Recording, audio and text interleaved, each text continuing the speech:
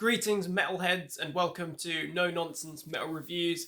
I'm George, and I'm back once again with another Bands You Need to Hear recommendation. Another band, if you're not familiar with this one, you need to check them out. So today's recommendation hails from here in the UK, from Bristol to be precise. And this band is, in my opinion, in my humble opinion, certainly one of the best thrash metal bands that the UK has ever produced. Certainly one of the best and most influential thrash bands to have come out of this country. You know, the UK isn't massively well known for producing top tier thrash metal bands. We do have a few. We have some good, more recent bands, and we have some great bands from earlier on in the thrash scene. You know, bands like Zentrix, Acid Rain, Sabbat. You know, we have a few decent thrash bands. And in more recent years, we've had, you know, a resurgence, a few decent bands like Shrapnel coming up, and so on and so forth. I could go on. But the band that, for me, stands out by far, and is also just one of my favourite thrash bands, is Onslaught.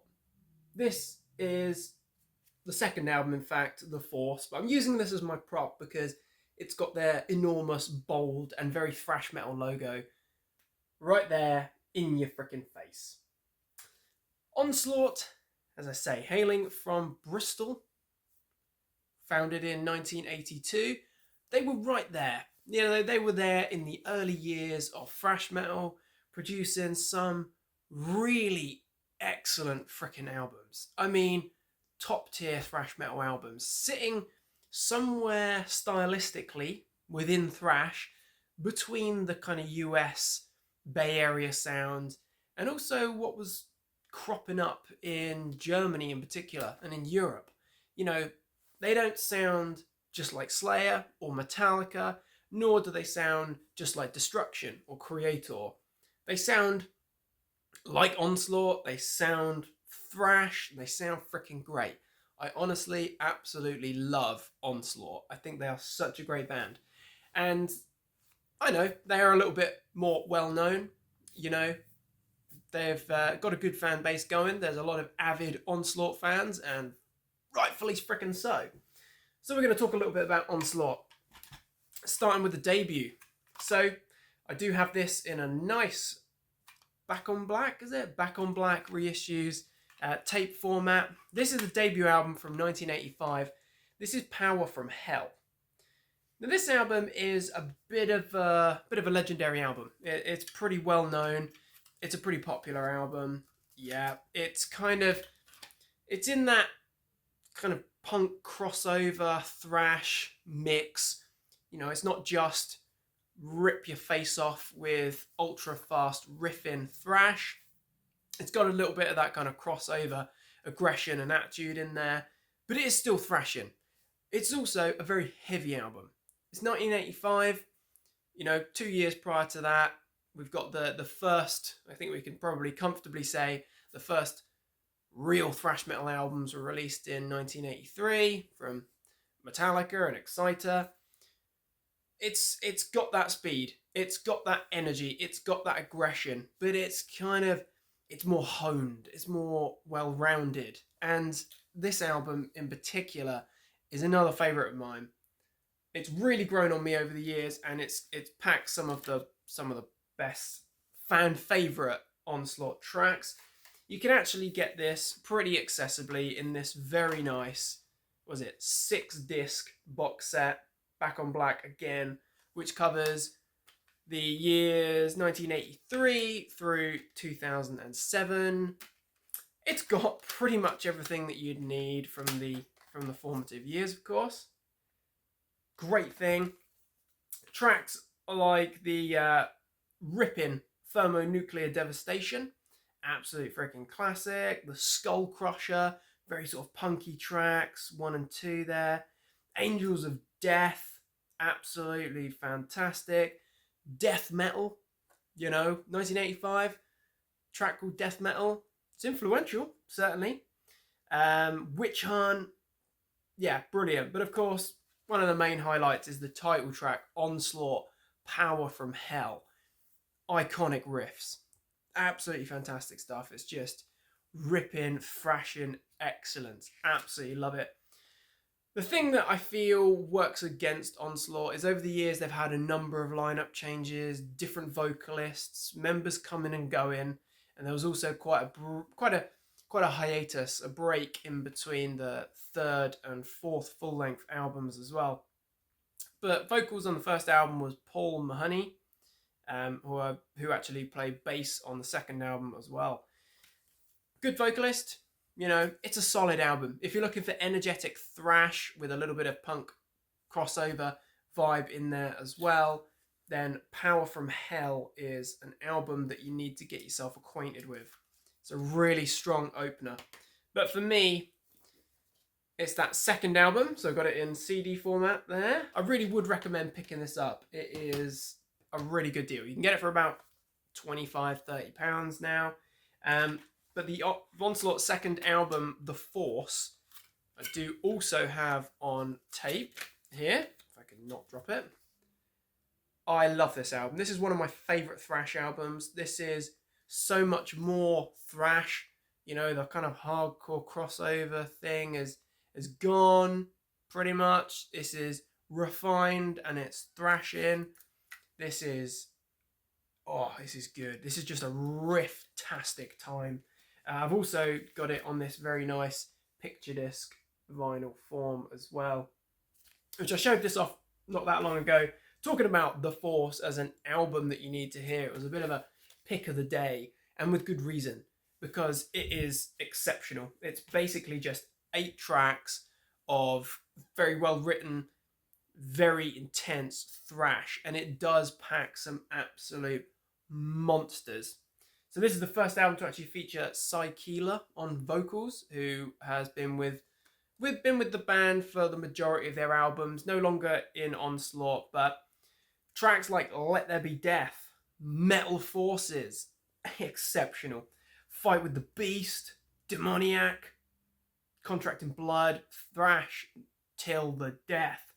The whole thing, start to finish, like 40 plus minutes of refined thrash. Amazing thrashing riffs, a good sound as well. It's a well-produced album. Love that thunderous bass, that driving drumming, and Cy's vocals are interesting at this stage. He did a lot of growing and changing, clearly, between The Force and his comeback album 2007's Killing Peace. But this album, absolutely exceptional. Struggling to pick which prop I'm going to show, but I would say if you were going to look for a go-to here, this is a good place to start. Freaking brilliant. 1986 as well. Same year as Master of Puppets, to put it in perspective. But this is so good. This is sophisticated, freaking awesome thrash.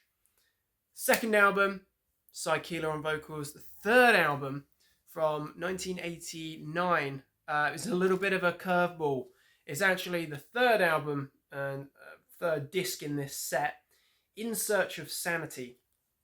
Now this album actually features the late great, and he was absolutely great, an all-round legend, the mighty Steve Grimmett, formerly of Grim Reaper and Steve Grimmett's Grim Reaper, and also various other bands over the years. Former vocalist there. Steve Grimmett, what a legend. He does an amazing vocal job on this album. And actually, I recently picked up my next prop here, In Search of Sanity. Still sealed at this point, I will say, which is shameful. Just haven't got round to giving it a spin yet. So now got it on vinyl as well. It's a great album. And Steve's vocals are amazing. Still got the core of the band with Nige Rocket, who's kind of the main man. We've got Steve Grice on drums at this point, James Hinder on bass, and Rob Trotman on lead guitars. So I've got a little lineup shot there. But the reason I want to kind of point that out is because I was listening to this album again the other day, obviously CD format, and it really struck me just how amazing that album sounds. It's not as thrashing as what's come before it or what's come after it. It is much more of a heavy metal album, maybe a speed metal album, but not quite. It's still thrashing, but it's more like thrashing heavy metal. There's a little bit of a new album flair in there as well, and that's not really surprising considering you got Steve Grimmett there. I think the band has kind of, they'd produced songs that, although Steve wasn't in the band when those songs were written, his vocals really suit it, and it really works well. And it is an amazing album. It really is. Not my favourite, but it is certainly a fantastic album. It's a much longer album as well. Again, I think that Steve's vocals really work for it. After the very long, eerie intro of Asylum, we get the title track, In Search of Sanity. Cracking riffs, amazing leads. Steve's vocals are amazing. He's up there. He's got the range.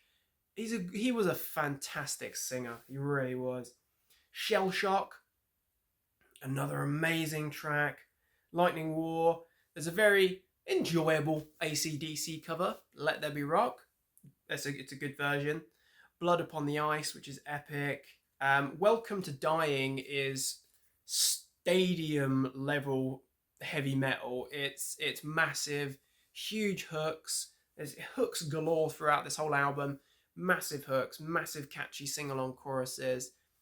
It's brilliant. And you listen to that and you tell me that that isn't an album, In Search of Sanity isn't an album that is like top level pucker heavy metal thrash. Onslaught, if they had carried on in that vein and hadn't disappeared, they could have been the next Metallica. I don't want to throw that out there into the mix, but I'm gonna have to. I think that based on those first 3 albums, they should have been the next big band. Absolutely brilliant stuff. It's a amazing 3-album run there in pretty close succession. 85, 6, and 9. Can't beat those 3 albums. Freaking fantastic. We also get a live album in this format, which I would also recommend checking out.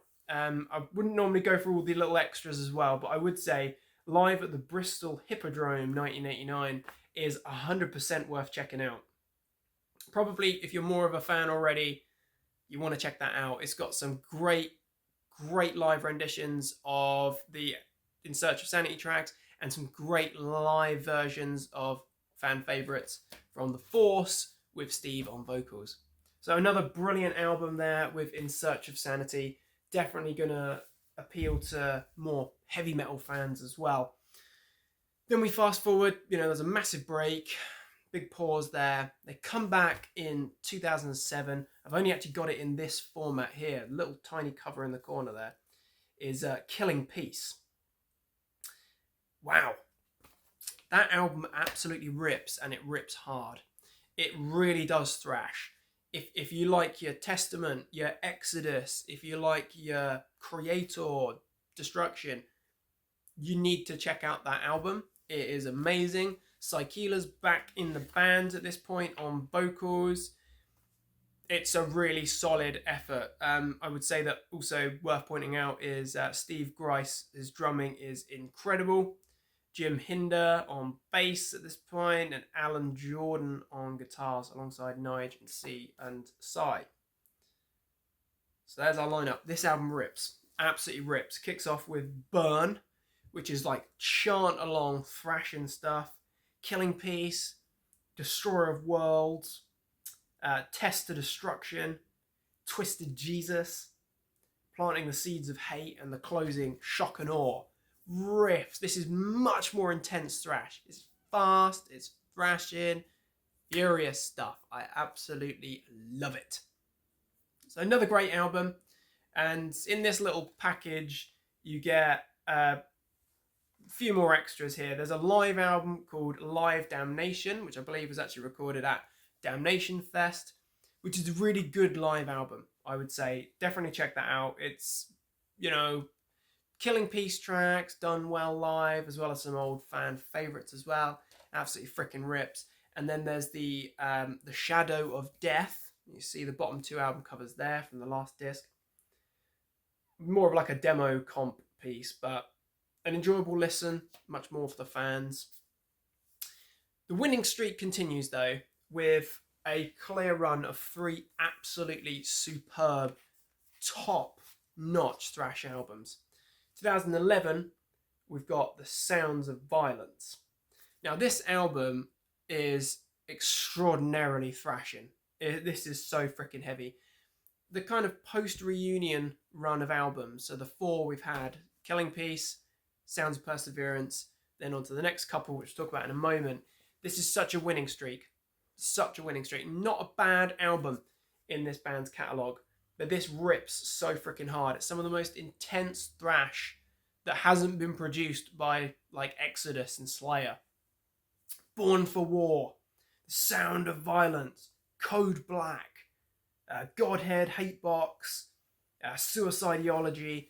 You know, these are just a few choice mentions there, but the whole album, start to finish, absolutely rips, and it's impeccable stuff. I would say that Psy sounds fantastic on this album. Can't really see all that clearly. Got a cool lineup shot in this Digi, which also includes a cool version of Motorhead's Bomber. Steve's drumming. That guy's a machine. Absolute freaking machine. We've got Andy Rosser Davis on guitars alongside Nige, and Jeff Williams on bass. So again, we've had more lineup changes, and I feel that's kind of one of the factors that works against Onslaught, that lack of consistency maybe. But the albums are just so freaking good. Sounds of Perseverance, I've got it on this nice, it's actually a red vinyl, nice gatefold package here. Got this for my birthday, in fact, last year, and I love it. This is a favourite Onslaught album as well. They're all amazing. It's just incredible stuff. So you absolutely need to check that one out. Rips so freaking hard. Fast forward a couple of years then, and the winning streak continues with the next full length from 2013. This is 6. So the 6th full length album. Just going to take this artwork out of here, this insert out of here, so you can appreciate that amazing artwork. And that symbolizes perfectly the absolute audio warfare that this album is. This rips something else. This tears you in half, thrashes you straight down the middle. I love it. Amazing. I think Psykila's vocals are way better since Killing Peace and onwards. He sounds incredible. You know, the band's tight. We've now got Mick Auriman on drums, if that's how you pronounce. But this is a really good album. It thrashes so hard. You know, the themes are very similar. They've been these 3 albums I've just mentioned. It's all about war. It's all about anti-religion. You know, the themes stay the same. Just great. It's really top level thrash. And I think if I'm going to compare it to anyone, I think bands like Exodus that's probably like the closest that we can compare them to, and Slayer, in terms of the outright aggression. It's really aggression driven, headbang worthy, straight to the point, no prisoners thrash. Again, another masterful album. A New World Order is amazing. Chaos is King. Fuel for My Fire has an epic kind of soaring chorus there. Children of the Sand, brilliant. Slaughter Rise, Crucifixion, Enemy of My Enemy, so good. Just, you can't recommend it enough. Absolutely incredible. And then that brings us up to date-ish. Most recent album. Well, before that, in fact, forgetting this little ditty.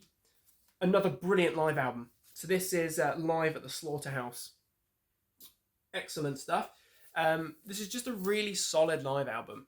I would say it's, you know, just a good, well, not quite a greatest hits. I'm not going to say it's a greatest hits live album, because it's not. But it kind of picks the best choice tracks from the new album, from 6, you know, delves a bit further back as well into some of the fan favourites like Metal Forces, Onslaught, Power from Hell, Thermonuclear Devastation, Let There Be Death, Killing Peace. If you're looking for a bit of an overview and you like live albums, and you like having your neck broken with the intensity of the headbanging, this is a good place to be. This is a good album to check out.